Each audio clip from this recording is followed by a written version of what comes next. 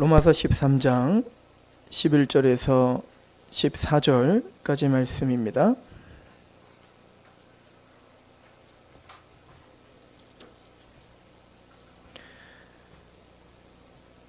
우리 함께 봉독하도록 하겠습니다. 시작. 또한 너희가 이 시기를 알거니와 자다가 깨을 때가 벌써 되었으니 이는 우리의 구원이 처음 믿을 때보다 가까웠음이라. 밤이 깊고 낮이 가까웠으니 그러므로 우리가 어두움의 일을 벗고 빛의 갑옷을 입자. 낮에와 같이 단정히 행하고 방탕하거나 술 취하지 말며 음란하거나 호색하지 말며 다투거나 시기하지 말고 오직 주 예수 그리스도의 옷을 입고 정욕을 위하여 육신의 일을 도모하지 말라. 아멘. 기도하겠습니다. 하나님 아버지, 너무나 감사합니다. 이 시간도 주의 은혜 앞에, 주님의 말씀 앞에 섭니다. 우리를 겸손케 하옵소서.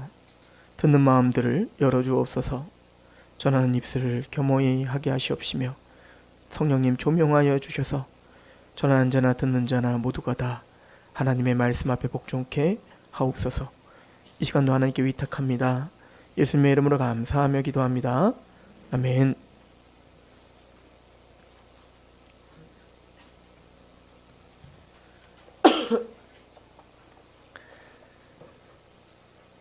우리는 지난 시간에 사랑이 율법의 완성이다 라고 하는 사도 바울의 가르침을 같이 묵상하고 상고했습니다. 율법, 구약의 율법은 우리가 세 종류로 나눌 수가 있습니다. 첫 번째는 제의적인 율법, 그리고 유대인들에게 줬던 시민법, 그리고 도덕법, 이 세 가지입니다. 제의적인 율법은 말 그대로 제사법이랄지 성막, 또 절기랄지 정결한 음식과 부정한 음식이랄지 이런 것들이 다 제의적인 율법입니다. 하나님께서 그 제의적인 율법을 주신 이유는 바로 오실 메시아 예수 그리스도에 대한 그림자요 모형으로 주신 거죠. 그래서 골로새서 2장에 보면 너희는 먹는 것과 마시는 것과 절기나 월삭이로 인하여 안식일로 인하여 너희를 편론치 못하게 하라. 이 모든 것들은 참형상이 아니니 참형상은 그리스도니라 이렇게 표현을 합니다. 그래서 그 제의적인 율법은 이미 폐해졌습니다. 두 번째는 유대인들의 시민법입니다. 이스라엘 백성들에게 시민법이죠. 우리는 그 시민법을 통해서 하나님의 신정국가, 즉 하나님의 백성됨이 무엇인지를 우리에게 가르쳐주는 아주 좋은 또 모형이게 되는 거예요. 이미 그 시민법도 폐했습니다. 더 이상 그 유대인들에게 국한된 그 시민법이 우리를 구속하지 않습니다. 그럼 세 번째가 있는데 우리는 그걸 도덕법이라고 이야기합니다. 십계명인 거죠. 십계명은 폐하지 않았습니다. 물론 구원받기 전에 우리의 죄를 깨닫게 하며 또 그 죄 가운데 예수 그리스도가 왜 필요한지, 또 예수님 앞에 왜 우리가 오직 예수님만이 길이요 진리요 생명인 것을 알게 하는 몽학선생으로 우리에게 주님께서 십계명을 주신 건 분명합니다. 그러나 그 구원받은 하나님의 백성들은 그 하나님의 계명을 쫓아 사는 방향으로 여전히 살아있음을 우리가 지난주에 상고했죠. 그래서 칼빈은 이것을 율법의 제3의 용도라고 이야기를 했습니다. 예수님께서 마태복음 5장 17절부터 20절에 보면 내가 율법이나 선지자를 폐하러 온 줄로 생각하지 말라. 폐하러 온 것이 아니요 완전하게 하려 함이라. 진실로 너에게 이르노니 천지가 없어지기 전에는 율법의 1.1획도 결코 없어지지 아니하고 다 이루리라 라고 이야기를 하시죠. 예수님께서는 율법을 폐하러 온 게 아니라 완성하러 오셨다는 거예요. 그러니까 십계명을 보시면 우리가 지난주에 상고했듯이 하나님 사랑과 이웃 사랑을 통하여 완성되는 거죠. 그래서 1계명부터 4계명까지는 하나님에 대한 사랑에 대한 이야기며 5계명부터 10계명까지는 이웃에 대한 사랑에 대한 계명이고, 그 하나님의 사랑과 이웃 사랑을 온전히 성취하신 분은 십자가 사랑밖에 없는 겁니다. 그래서 이제 한 부자 청년이 예수님께 나와서 선한 선생님, 어떤 일을 행해야 우리가 영생을 얻습니까? 라고 물었더니 네가 선한 일을 행해야 영생을 얻는 자고 물었냐? 뭘 물어보냐, 그걸 다 알지 않냐, 그죠? 율법을 지켜라, 계명을 지켜라. 그랬더니 그 청년이 나는 살인도 하지 않았고 간음도 하지 않았고, 그러니까 그 십계명을 이야기를 합니다. 그때 예수님께서 가만히 듣다가 네가 진짜 그 율법을 다 지켰다고? 그러면 네 모든 전 재산을 팔아서 가난한 자에게 나눠줘. 그랬더니 돈이 너무 많아서 시무룩해서 돌아가게 되죠. 자, 예수님께서 하는 얘기가 무슨 뜻이었죠? 그러니까 여러분들 모든 전 재산 다 가난한 자에게 헌물하면 구원받는다는 얘기입니까? 그 얘기 아니죠. 지금 그는 계명을 하나도 지키지 않았다라고 하는 것을 드러내기 위함인 거죠. 그러니까 네가 진짜로 그 계명을 지켰다고, 살인하지 마, 간음하지 마라고 하는 그것이 이웃사랑, 하나님 사랑과 이웃사랑으로 성취되는 건데, 온전히 그 율법을 다 지킨다는 건 사랑한다는 건데, 사랑이 뭔 줄은 아냐? 라고 이야기하는 거죠. 사랑이 뭐냐면 사랑이죠. 근데 우리가 지난주에 상고했던 요한일서에 하는 얘기가 뭐죠? 말로 사랑하는 게 아니라고요. 행함과 진실함으로 사랑하자는 거예요. 그래서 사도들은 정말 구제를 그 구원의 사랑과 연관해서 항상 우리에게 설명을 하고 있었단 말입니다. 그러니까 네가 진짜 영생을 얻으려면 율법을 완벽하게, 갈라디아서의 기준으로 보면 모든 율법을 항상 지켜야 하며, 또 야고보서의 기준으로 보면 1만 가지 율법, 온 율법을 지키다 한 가지만 어겨도 넌 죄인이거든. 그런데 그 율법의 질은 뭐냐? 그런 율법이, 너희가 말하는 그 율법, 난 살인하지 마, 간음하지 마, 그 율법의 질적인 문제는 뭐냐? 단순히 살인하지 않는 행동, 또 간음하지 않는 행동이 아니라 하나님 너의 폐부까지 살피시어 그 말씀을 적용하는 게 하나님의 거룩한 기준이야. 그러면 사랑이라고 하는 것은 단순히 내가 간음 안 했는데요가 아니라 사랑해야 되는 거예요. 그럼 사랑은 말과 혀로 사랑하는 게 아니라 행함과 진실함으로 사랑하는 거라고요. 그러니까 예수님도, 하나님도 우리를 사랑하시되 말과 혀로만 사랑하지 않고 자기 아들을 죽이기까지 행위로 우리를 사랑하셨단 말이에요. 그게 율법의 완성이죠. 누가 그 부자 청년에게 네 생명 주래요? 누가 죽으래? 그것도 아니잖아요. 돈 들이라는 건 돈, 죽으라는 말도 아니고 완성을 말하니까. 그런데 그는 자신의 전 재산도 내주지 못하죠. 그러면서 어떻게 완성을 이야기하냐 이거. 결론은 무슨 얘기죠? 우리는 불가능하다 얘기입니다. 불가능하다. 근데 주님께서 뭐라고 합니까? 부자가 구원받는 것이 낙타가 바늘기에 들어간 것보다 어려워. 불가능하다는 얘기잖아요. 이걸 정확하게 인식했던 제자들이 말합니다. 주님, 그럼 누가 구원받을 수 있습니까?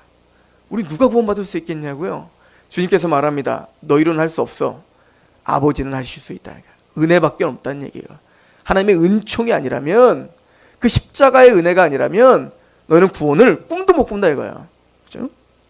그러나 분명한 사실은 예수님은 십자가의 사건을 통해서 하나님 사랑과 이웃 사랑을 완성하셨고, 그리고 우리가 지난주에 상고했지만 옛 언약과 새 언약이라고 말할 때, 옛 언약, 그 율법은, 그 십계명은 돌판에 새겨져 우리에게 이걸 하면 복받고 안 하면은 저주받는다라고 하는 우리 협박으로 다가왔단 말이에요.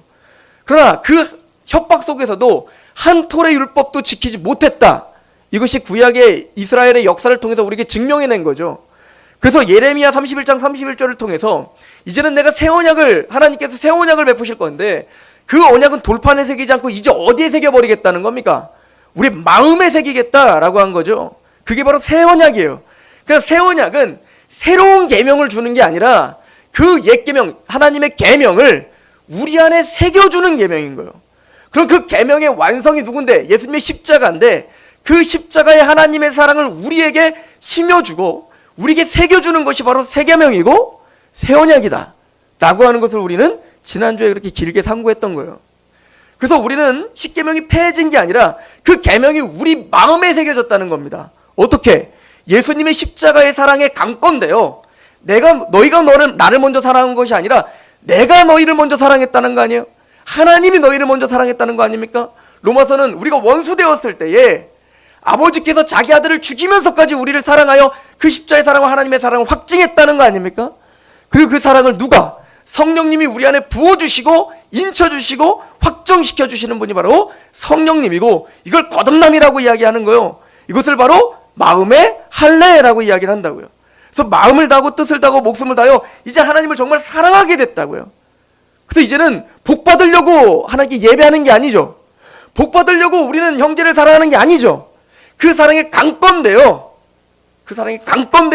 이제는 우리 몸을 하나님의 거룩한 산제물로 내어드릴 수밖에 없는 존재가 돼버린 거예요. 마음을 다하고 뜻을 다하고 목숨을 다하 주 하나님을 사랑해. 그리고 하나님의 율법을 미간에 붙이고 오른손목에 차. 즉 하나님의 사랑의 그 가치관으로, 하나님의 사랑의 그 마음으로 우리는 그 가치관에 지배를 당하고 우리는 그 말씀 앞에 순종하게 돼요. 이것이 새 언약이에요. 그리고 이것을 새 계명이라고 이야기하는 겁니다. 그래서 요한 사도도 요한일서 2장 7절에 보면 사랑하는 자들아 내가 새 계명을 너희에게 쓰는 것이 아니라 너희가 처음부터 가진 옛 계명이니 이 옛 계명은 너희가 들은 바 말씀이거니와 다시 내가 너희에게 새 계명을 쓰노니 그에게와 너희에게도 참된 것이라. 이는 어둠이 지나가고 참빛이 벌써 비쳤다. 그러니까 요한일서를 여러분들이 2장을 한번 쭉 읽어보시면 지금 요한일서에 뭔 얘기를 하냐면 요한일서에서 1장에서 하나님의 계명을 지키지 않는 자는 하나님을 사랑하는 자가 아니라는 거예요. 그러니까 하나님을 사랑한다는 증거가 하나님의 계명을 지키고 있다는 겁니다. 그럼 그 계명은 내가 새로운 계명을 말하는 게 아니라 옛 계명을 말하는 거야. 그러면 갑자기 또 난 새 계명을 얘기한다 이렇게 얘기합니다. 무슨 얘기죠? 옛 계명이나 새 계명이나 사도 요한은 지금 동일한 얘기를 하고 있는 거예요. 왜? 그 옛 계명을 성취하시고 완성한 게 누구시니까? 사랑이에요. 그리고 그 사랑이 우리 안에 심겨진 사람은 하나님을 사랑하고 이웃을 사랑할 수밖에 없게 돼요. 이거 성경이 하는 얘기입니다. 궁금하신 분은 요한일서를 오늘 봉독하시기 바랍니다. 오늘 말씀에 보면 13장 8절부터 피차 사랑의 빛 외에는 아무에게도 아무 빛도 지지 말라. 남을 사랑하는 자는 율법을 다 이루었다. 그래서 이렇게 이야기하는 겁니다. 왜? 그 십자가의 사랑에 이미 모든 율법의 완성이 거기 다 있기 때문에 그런 겁니다. 이제는 십계명을 외우고 내가 간음하지 말아야지, 내가 도둑질하지 말아야지, 내가 살인하지 말고 미워하지 말아야지, 이것이 강권되어 우리가 하는 게 아니라 그걸 모르더라도 십자가의 사랑에 그렇게 강권되고 십자가의 사랑에 하나님의 복음 앞에 서 있는 거예요. 그러니까 우리는 구약 전체를 또 신약 전체를 바라볼 때 예수님께서 뭐라고 하죠? 누가복음 24장에 보면 모세의 율법과 선지자의 글과 시편에 나를 가리켜 기록된 것이 이루어져야 하는 말이 바로 이것이다. 그 말이 뭔데요? 성경대로 십자가에 죽으시고 성경대로 3일 만에 부활하시고 그 회개하는 하나님의 그 역사가 하나님 나라가 땅끝까지 편만하게 전파되는 것, 이것이 구약에 선포됐다는 거예요. 그러니까 십자가 얘기잖아요. 그러니까 우리는 십자가를 통해 예수님의 사랑을 봅니다. 근데 그 십자가를 묵상하고 또 말씀을 통해서 그 십자가의 그 깊이와 높이와 사랑과 그 어떠함을 지금까지 새롭게 알게 되면 뒤를 돌아봤더니 우리는 뭐예요? 하나님의 계명을 지키고 있더라는 거예요. 떨어질 수 없습니다. 이것이 사도들의 가르침이었습니다. 9절에 그래서 간음하지 말라, 살인하지 말라, 도둑질하지 말라, 탐내지 말라, 다 십계명이잖아요. 그 외에 다른 계명이 있을지라도 내 이웃을 내 자신과 같이 사랑하라 하신 그 말씀 가운데 다 들어있다 이거예요. 그러므로 새 계명과 옛 계명은 다른 게 아닙니다. 그렇죠? 그리고 10절은 사랑은 이웃에게 악을 행하지 아니하나니 그러므로 사랑은 율법의 완성이다. 이것이 사도 바울의 가르침이었습니다. 이건 사도 요한의 또 가르침이죠. 이따 우리가 또 찾아보겠지만 말입니다. 그리고 오늘 본문에 또한이라고 말하는 거예요. 우리가 그러면 왜 사랑의 율법의 완성인 그 사랑을 우리가 세상에 빛 지지 말고 다른 빛을 지지 말고 왜 사랑의 빛을 줘야 되며, 그러니까 이것은 우리가 사랑을 베풀고 또 사랑을 또 받아들이며 이렇게 해야 되는 거예요. 큰 것을 탕감받은 이 공동체의 특징은 서로 사랑을 주고 사랑에 빚지고 이렇게 사랑에 얼고 메어져 있는 것이 바로 공동체인 겁니다. 왜 우리는 그렇게 사랑 안에 서로 하나가 돼야 됩니까? 왜 그렇게 사랑에 빚진 자가 돼야 됩니까? 왜 그렇게 율법의 완성인 사랑을 그렇게 묵상하며 집중해야 됩니까? 11절 또한 너희가 이 시기를 알거니와. 왜냐하면 우리가 이 시기가 어떤 시기인지 알기 때문이다. 도대체 이 시기가 어떤 시기인데요? 자다가 깰 때가 벌써 되었으니 이는 이제 우리의 구원이 처음 믿을 때보다 가까웠다. 재림에 대한 이야기를 하고 있는 것입니다. 여기서 말하는 건 이 시기라는 것은 바로 재림의 때를 이야기합니다. 그래서 구원받은 하나님의 백성들의 죽음을 성경은 잔다라고 표현해요. 왜 잔다라고 그럴까요? 구원받은 성도들의 죽음을 깰 거니까. 예수님의 재림 때 우리의 부활의 몸으로 다시 덧입고 다시 우리는 깨어날 거기 때문에 구원받은 하나님의 백성들의 죽음을 잔다라고 표현한다고요. 그리고 여기 보면 이제는 자다가 깰 때가 벌써 되었다. 무슨 얘기죠? 이제 예수 그리스도의 재림 때가 이제 곧 되었다라고 하는 거예요.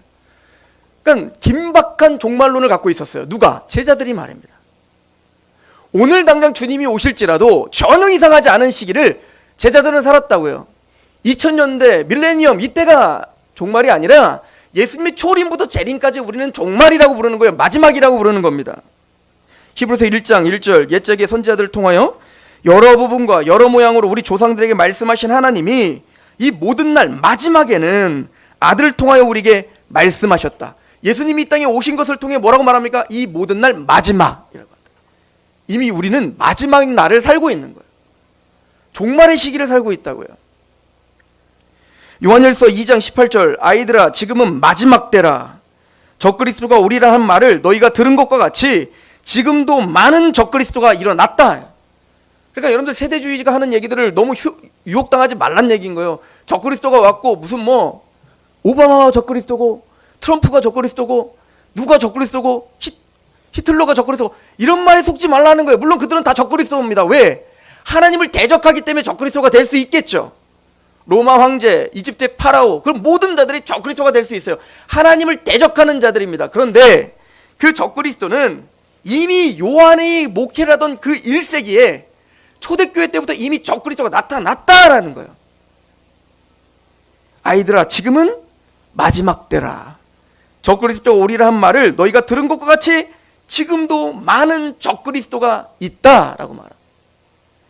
우리는 하나님을 대적하는 시대, 우리는 적그리스도가 울거리는 이 시대에 마지막 때를 우리는 살고 있는 겁니다. 그러니까 제자들은요 철저하게 오늘이 마지막인 것처럼 살았어요. 예수님은 내가 당장 올게 라고 하고 가셨단 말이에요. 그러니까 정말로 주님은 오늘 오셔도 전혀 이상한 것이 없는 것처럼 살았다고요. 이게 요한계시록의 마지막에 주 예수 어서 오시옵소서 마라나타. 유다서 1장 18절 그들이 너희에게 말하기를 마지막 때에 자기의 경건하지 않은 정욕대로 행하며 조롱하는 자들이 있으리라. 마지막 때는 어떻대요? 자기의 경건으로 하지 않는다는 거예요. 경건하지 않고 정욕대로 행하는 시대. 이게 마지막 때입니다. 오늘날이죠. 오늘이 바로 마지막 때인 거예요. 하나님의 거룩함, 하나님의 경건을 추구하지 않습니다. 내 정욕대로 살기를 희망합니다. 내 마음대로, 내 뜻대로 살기를 원하는 시대. 이게 마지막 때인 거예요. 그러나 구원받은 하나님의 백성들이 이런 마지막 때를 살면서 우리는 죽죠. 사람이 한번 죽는 건 사람이 정하신 거예요. 그 위에는 심판이 있죠. 죽어요. 우리가 재림을 소망하는 이유는요, 구원받은 우리들도 죽음을 경험하기 때문에 그래요. 재림은 어떤 곳이죠? 사랑하는 사람들과 죽음을 맛보지 않고 들림받는 거예요. 꼭 에녹이 죽음을 맛보지 않고 그렇게 승천한 것처럼 그렇게 우리가 그래서 재림을 소망하죠. 웬 죽음은요, 물론 축복이죠. 우리는 동굴을 헤매는 사람들이 아니라 터널을 헤매는 사람들이에요. 그러니까 그 터널을 통과하면 광명한 빛이 있는 것처럼 우리는 죽음을 통과하면 하나님의 영광스러운 광명이 있기 때문에 축복이에요. 그렇다고 해서 죽음이 안 슬퍼요? 죽음은 저주입니다. 내 사랑하는 자녀가 아무리 구원받아도 내 자녀가 죽으면 이제 만지지 못하고 보지 못하고 영원한 단절 가운데 있는 것 같은 느낌이 들어. 슬픈 게 죽음이라고요.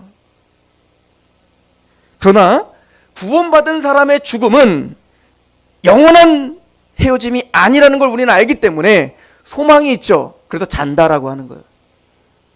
마가복음 5장 39절에 들어가서 그들에게 이르시되 너에게 어찌하여 떠들며 우느냐?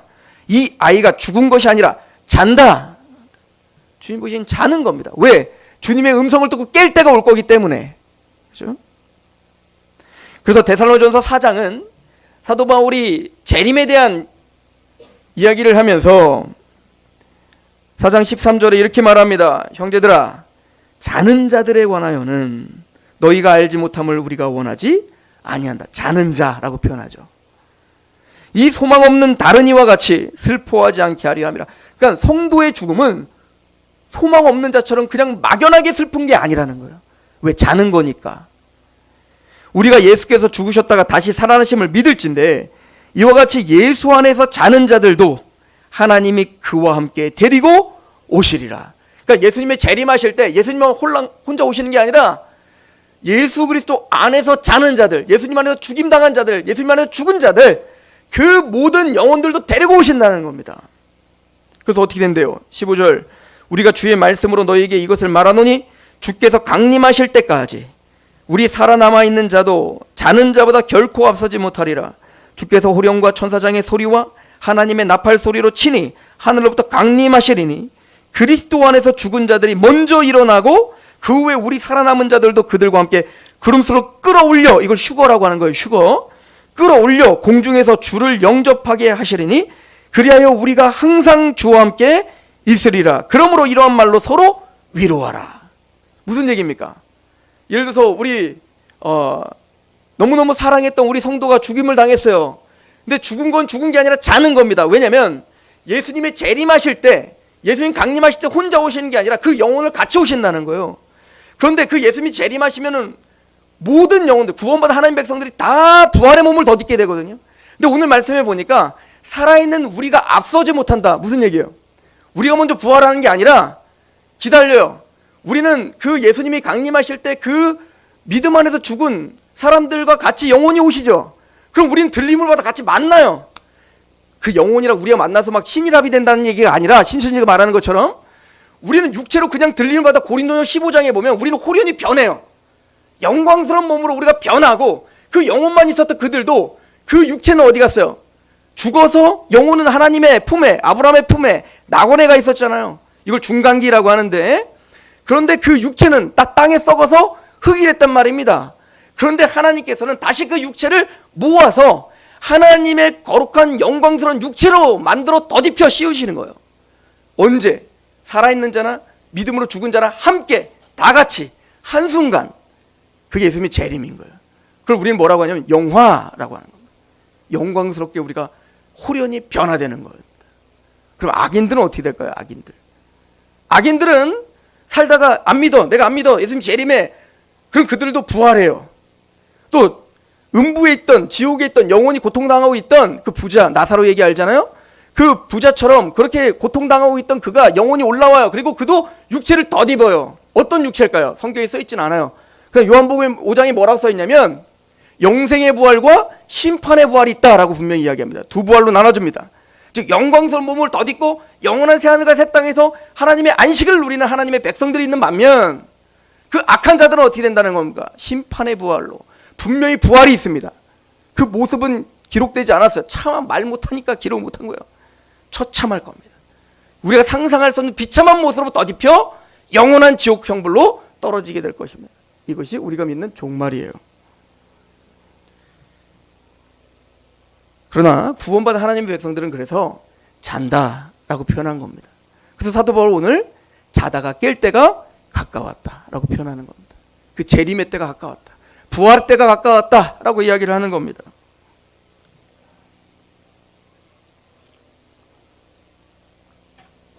근데 그 재림은 언제 오나요? 사도행전 1장 7절에 이르시되 때와 시기는 아버지께서 자기의 권한에 두셨으니 너희가 알 바 아니요. 우리는 모릅니다. 주님이 언제 오실지, 오늘 오실지, 내일 오실지, 아니면 1000년 후에 오실지 몰라요.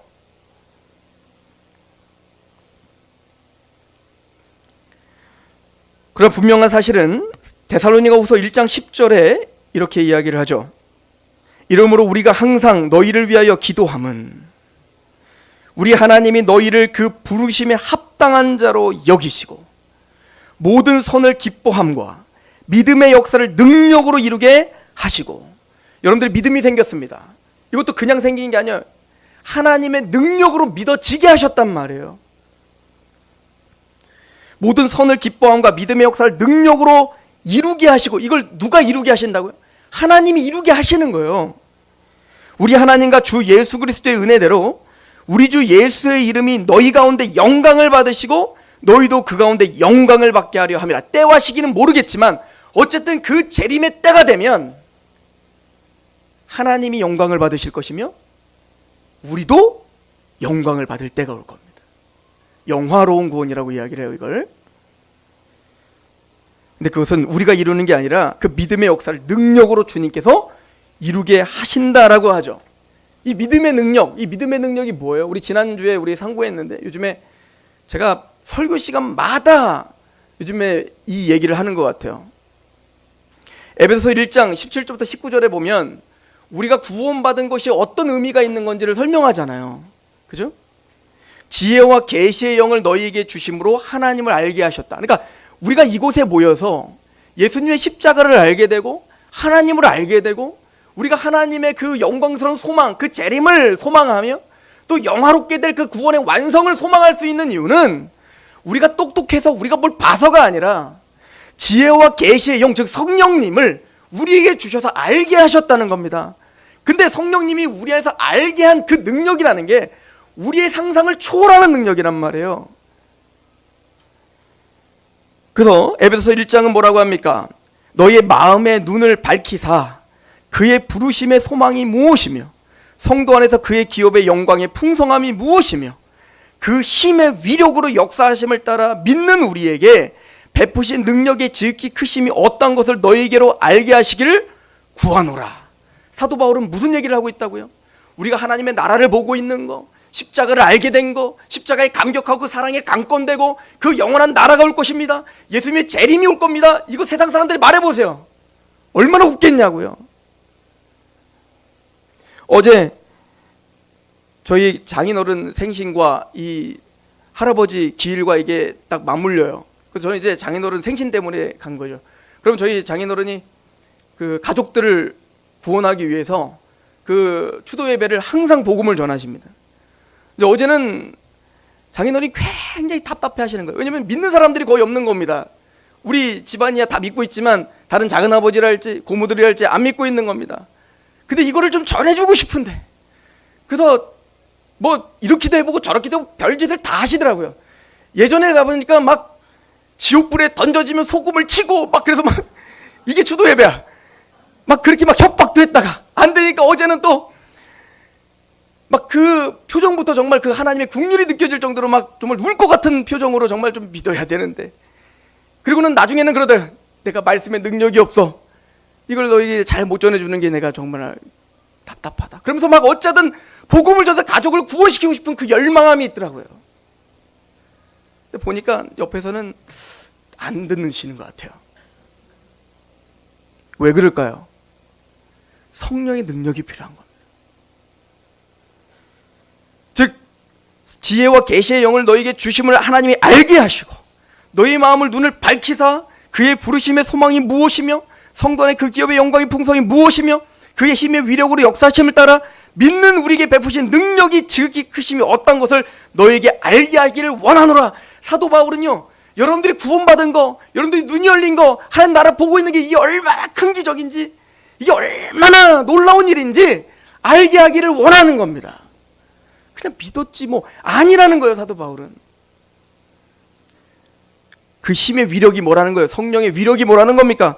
십자가에 죽었던 예수를 살리시고 부활케 하시고 승천케 하시고 하나님의 오른편에 앉히게 하시며 모든 통치와 권세와 능력과 주권과 이 세상뿐 아니라 모든 세상에 일컫는 모든 이름 위에 뛰어나게 하시고 모든 만물을 그의 발 아래 복종하게 하시고 그를 만물 위에 교회의 머리로 삼으신 그 위력, 그 능력, 이게 바로 성령이다.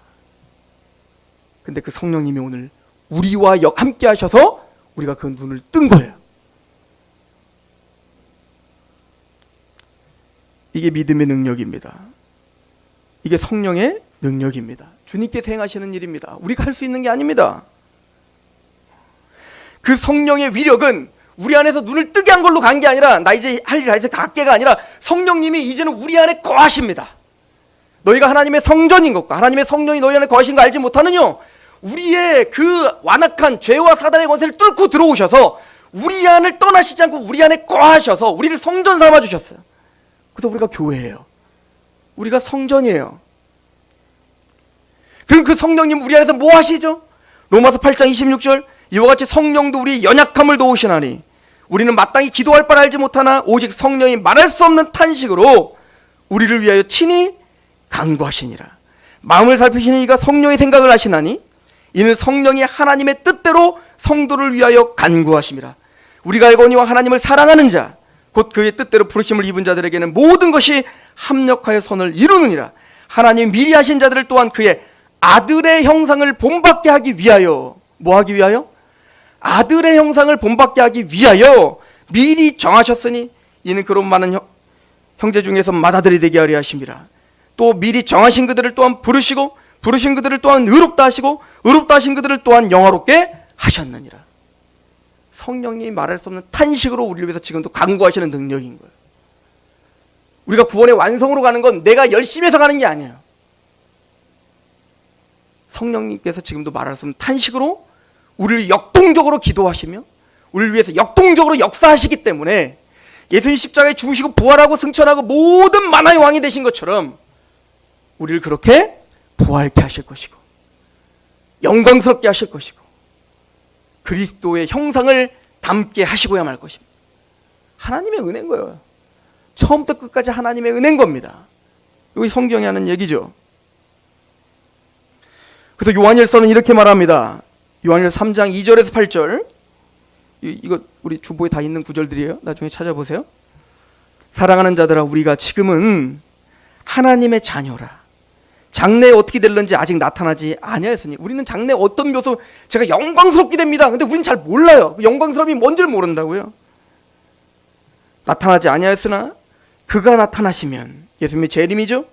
그가 나타나시면 우리가 그와 같을 줄을 아는 것은 그의 참모습을 그대로 볼 것이기 때문에 분명한 사실은 우린 분명히 예수님처럼 변화될 것입니다. 우리가 영광스러운 모습이 뭔지는 정확하게 알 수 없어요. 거울을 보는 것도 힘이에요. 그럼 그때는 얼굴과 얼굴 우리를 대면할 거예요. 그래서 우리가 정말 죽었다가 예수님의 부활로 말미암아 잠이 깨요. 이제는 하나님의 영광스러운 그 예수를 하나님을 대면하게 될 때는 깜짝 놀라게 될 것입니다. 우리의 모습이 주님의 모습처럼 될 것입니다. 이걸 우리는 영화로운 구원이라고 하는 거예요. 구원의 완성이라고 하는 거예요. 제가 왜 길게 이걸 자꾸 설명할까요? 로마서에 그걸 말하고 있는 거예요. 자다 깰 때가 이미 되었다. 그때는 어떻게 된다는 겁니까? 구원의 때가 가까웠다. 이렇게 표현하죠. 우리 로마서 13장 오늘 본문 보세요. 11절 또한 너희가 이 시기를 알거니와 자다가 깰 때가 벌써 되었으니 이는 이제 우리의 구원에 처음 믿을 때보다 가까웠다. 여기서 말하는 구원은 영혼 구원 말하는 게 아니에요. 영화로운 구원의 완성을 말하는 겁니다. 그 영화로운 구원의 완성이 처음 믿을 때보다 가까워졌다. 어제보다 오늘이 가깝죠. 하루 지났으니까. 주님의 재림은 속히 임할 것이다. 우리는 점점 그 재림으로 향해 가고 있다는 거예요.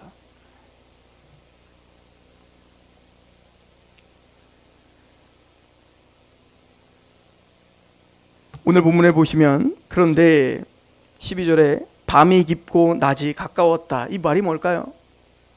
여러분들 언제가 가장 깜깜하죠? 제가 군대에 있을 때 제일 조심해야 될 시기가 바로 동트기 무렵이에요. 잘 안 보여요. 새벽이 오게 되면 가장 깜깜해지는 겁니다. 그런 것처럼 새벽이 동이 트기 전에 가장 어두운 것처럼 재림의 시기가 가까워지면 가까워질수록 가장 어두운 시기가 다가오는 거예요.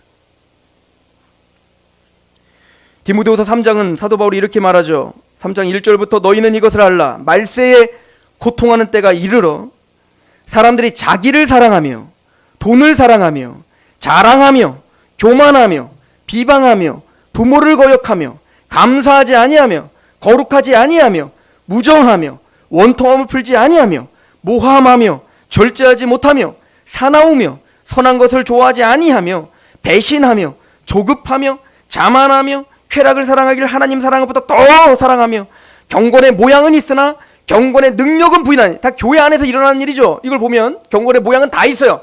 근데 경건의 능력은 없어요. 말은 잘해요. 근데 경건의 능력이 없어요. 이 같은 자들에게서 내가 돌아서라. 그들 중에 남의 집에 가만히 들어가 어리석은 여자를 유인하는 자들이 있으니 그 여자는 죄를 중히 지고 여러 가지 욕심에 끌린 바 되어 항상 배우나 끝내 진리의 지식에 이를 수 없다. 끊임없이 뭔가를 배우는데 정말 경건의 모양만 있는 겁니다. 그들은.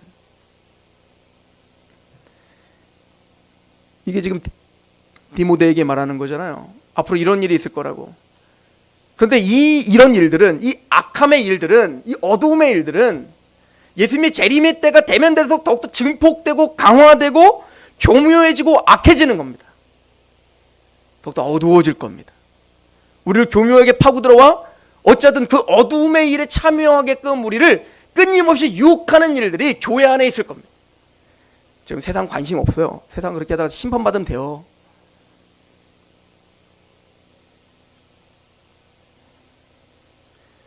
그러므로 예수님은 끊임없이 재림의 때를 깨어서 기다리라고 하죠. 재림을 향한 두 가지 오해가 있습니다. 첫 번째는 재림을 오늘 당장 오실 거야 라고는 긴박성을 갖고 살아야 되는데, 그러다 보니까 그래야 되는데 이게 무너지고 어떻게 될 거라는 거예요. 오래 있다, 꼭 내 시대에는 안 올 것처럼 사는 거예요. 그러니까 나와는 상관없이 사는 거예요. 언젠가 오실 건데, 오신다는 걸 부인하는 건 아니에요. 근데 언젠간 오시긴 오실 건데 영원히 내가 살 것처럼 그냥 치부해버리는 거예요. 성경은 오늘 주님이 오시라도 전혀 이상한 게 아니라고 말하는데 교회 안에 이 재림을 무시하기 시작하는 거죠. 한참 후에 오실 거다. 그러니까 그때 가서 준비하면 되지 라고 하는 게으름과 안일함의 태도가 사도 바울에게 있어서는 답답한 일이었던 거죠. 그래서 마태복음 24장에 보면 24장 25장에 두 비유가 나오거든요. 이 두 비유가 정확하게 반대의 이야기를 하고 있어요. 마태복음 24장 45절부터 51절까지는 충성된 종, 불의한 종, 악한 종에 대한 이야기가 있습니다. 그러니까 그 주인이 그들에게 그 때를 따라 양식을 나눠주라고 그렇게 맡겨놓고 갔는데, 이 악한 종들이 했던 게 뭐냐면 마태복음 24장 48절에 보면 만일 그 악한 종이 마음에 생각하기를 주인이 더디오리라 하여 동료들을 때리고 술 친구들과 더불어 먹고 마시게 되면 생각지 않은 날 알지 못하는 시각에 그의 종의 주인이 이르러 엄히 때리고 외식하는 자가 받는 벌을 처하게 하리니 거기서 슬피 울며 이를 갈미 있으리라. 그러니까 이 악한 종의 첫 번째 특징은 뭐예요? 재림의 긴박성이 없는 겁니다. 우리 시대는 안 와. 더디 올 거야. 그러니까 마음껏 이 세상을 즐기고 있는 겁니다. 마음껏 내 마음대로 사는 것입니다. 이게 사도 바울이 데살로니가 전서, 데살로니가 후서를 여러분들이 잘 읽어보시면 데살로니가 전서에서 둘 다 재림에 대해 강조하고 있거든요. 근데 데살로니가 전서는 바로 이런 사람들에 대한 경고를 주는 책입니다. 더디 올 거라고 생각하는 사람들, 오늘 주님이 올 것처럼 살지 않고 오늘이 마지막일 것처럼 살지 않고 그냥 영원히 살 것처럼 그냥 게으르고 영적인 게으름 속에서 살고 있는 자들, 그걸 경고하는 책이 데살로니가 전서예요. 데살로니가서 5장 1절에 형제들아 때와 시기에 관하여는 너에게 쓸 것이 없다. 왜? 모르니까. 그런데 주의 날이 밤에 도둑같이 이를 줄을 너희 자신이 자세히 알기 때문이라. 왜냐하면 때와 시기를 말할 필요가 없는 게 너희들은 그 시기가 언제 올지 모르죠. 도둑처럼 우리가 알지 못하는 시기에 갑자기 온다는 것을 이미 예수님이 가르쳐줬기 때문에 예수님의 재림의 때와 시기를 내가 너에게 굳이 언제 올 거란 말을 할 필요가 없다 이거예요. 그들이 평안하다 안전하다 할 그때에 임신한 여자에게서 해산의 고통이 이름과 같이 멸망이 갑자기 그들에게 이르리니 결코 피하지 못할 거다. 재림은 오늘 오실 수 있습니다. 깨어있으라. 참된 믿음 가운데 있는 하나님의 백성들은 그래서 오늘 주님이 오실 것처럼 깨어있어야 되는 거예요. 이 예배가 마지막인 것처럼 예배를 드리는 겁니다. 오늘 하는 일이 마지막 일인 것처럼 일을 하는 겁니다. 그게 충성이에요. 4절에 형제들아 너희는 어둠에 있지 아니하매, 어두움과 빛을 나누죠. 너희는 어둠에 있지 아니하매 그날이 도둑같이 너희에게 임하지 못하리니 너희는 다 빛의 아들이요 낮의 아들이라. 우리가 밤이나 어둠에 속하지 아니하나니 그러므로 우리는 다른 이들과 같이 자지 말고 오직 깨어 정신을 차려라. 밤과 낮은 지금 비유죠. 낮에는 밤엔 자잖아요. 근데 우리는 낮의 사람들이라는 거예요. 깨어있는 사람들이라는 거예요. 영적으로 잠자지 않는 사람들인 거예요. 왜? 오늘 주님 오실지 모르니까. 우린 깨어있는 사람들이다. 낮의 일.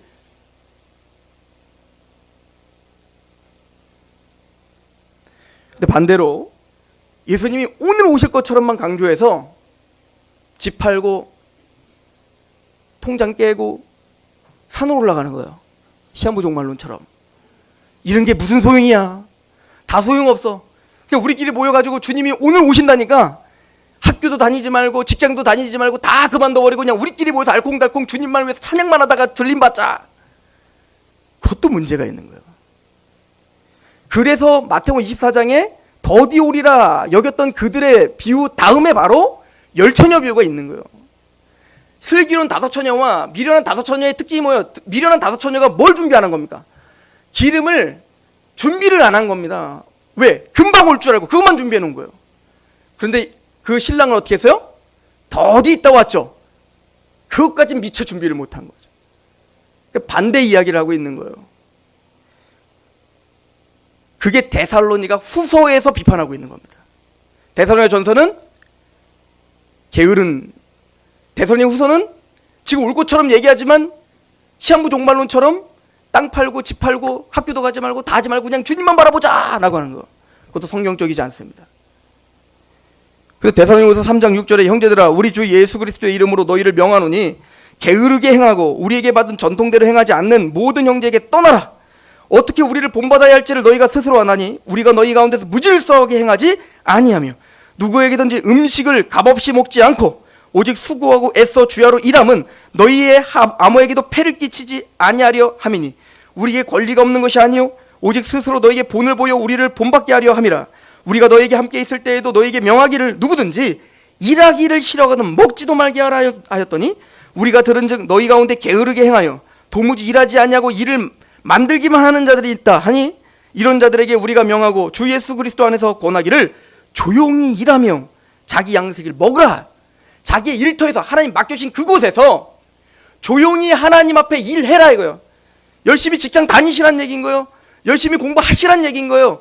거기서 열심히 해서 돈 벌어서 열심히 일을 해서 저축도 하시고 밥도 먹고 그렇게 사시란 얘기인 거예요. 이게 신앙이에요. 오늘 예수님이 재림하신다고 해서 공부하는 게 뭔 필요야? 일하는 게 뭔 필요야? 이거는 신앙이 아니라고요. 루터가 아주 중요한 얘기를 하잖아요. 내일 지구의 종말이 올지라도 나는 오늘 사과나무를 심겠다. 이게 범신론자 스피노자가 먼저 한 얘기가 아니에요. 따라한 거예요. 스피노자는 1600년대 사람이고 루터는 1500년대 사람이에요. 루터의 비문에 써 있는 얘기입니다. 이거 스피노자가 따라한 거예요. 이게 기독교적 정신인 겁니다. 종말을 긴박하게 준비하는 사람들은 주님이 오늘 오실 것처럼 충성을 다합니다. 무엇에? 오늘 나에게 맡겨주신 엄마는 엄마로서, 아빠는 아빠로서, 직장인은 직장인으로서, 오너는 오너로서, 학생은 학생으로서 하나님이 나에게 맡겨주신 구역은 실로 아름다운 곳에 있습니다. 그것을 믿고 그거 하나에 최선을 다하면 그게 예배인 것처럼 주님 앞에 충성을 다하고 들림받는 거예요. 저는 설교 준비하다가 들림받는 거고 여러분들은 그 일을 하다가 들림받는 거고 장사 맷돌 돌리다가 들림받는 거고 그게 성경이 말하는 겁니다. 주님은 왜 시기와 때를 우리에게 알려주지 않았을까요? 깨어있으라고 하기 때문인 겁니다. 내가 2013년에 10월 며칠 날 올게. 그럼 어떻게 될까요? 그냥 계속 놀다가 2013년 9월 달부터 우리가 열심히 하려고 할 거 아니에요. 아니요. 예수님의 초림부터 재림까지 하나님의 백성들은 깨어 있어야 되는 겁니다.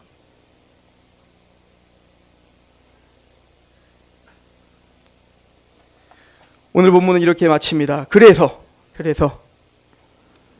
12절에 로마서 13장 12절 밤이 깊고 낮이 가까웠으니 그러므로 우리가 어두움의 일을 벗고 빛의 갑옷을 입자.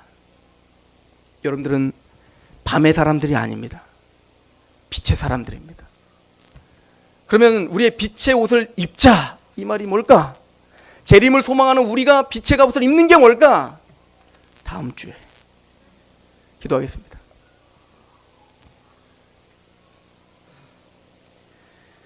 하나님 아버지, 우리가 자다 깰 때가 벌써 되었으며 이제 구원의 완성이 처음 믿을 때보다 더 가까웠음을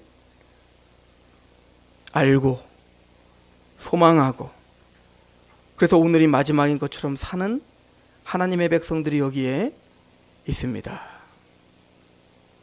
이제는 성령님의 권능과 능력으로 하나님을 믿어 하나님을 사랑하는 자가 되었고, 빛 되시는 예수 그리스도, 그 예수 그리스도의 얼굴에 하나님을 아는 영광의 빛이 우리에게 비추어 우리는 이제 낮의 사람들이 되었습니다. 그 빛의 갑옷을 입고 오늘이 마지막인 것처럼 주님 앞에서 그렇게 충성스럽게 예배자로 서 있게 하시옵소서. 지혜와 계시의 영을 우리에게 넘치게 하셔서 그 심의 위력으로 그 소망이 무엇이며 또 우리에게 주신 그 구원의 능력이 무엇인지 알게 하신 성령님께서 오늘도 십자가의 사랑을 부어주어 그 사랑에 강권되어 하나님 앞에 감사함으로 서 있는 하루하루가 될 수 있도록 우리에게 긍휼을 베풀어 주옵소서. 예수님의 이름으로 감사하며 기도합니다. 아멘.